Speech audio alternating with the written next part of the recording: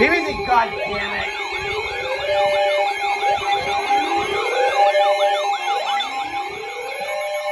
Not over here. Flash flood warning for the following county: Butler, Pennsylvania.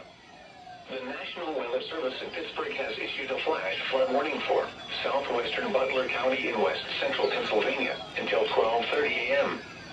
At 9:27 p.m., Doppler radar indicating thunderstorms producing heavy rain across the Warren area. Between 1.5 and 2.5 inches of rain have fallen. Flash flooding is ongoing or expected to begin shortly. Hazard: flash flooding caused by thunderstorms. Source: radar. Impact: flash flooding of small creeks and streams, urban areas, highways, streets, and underpasses, as well as other poor drainage and low-lying areas.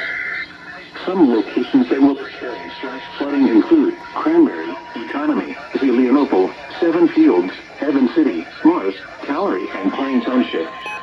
Turn around. Don't drown when encountering flooded roads.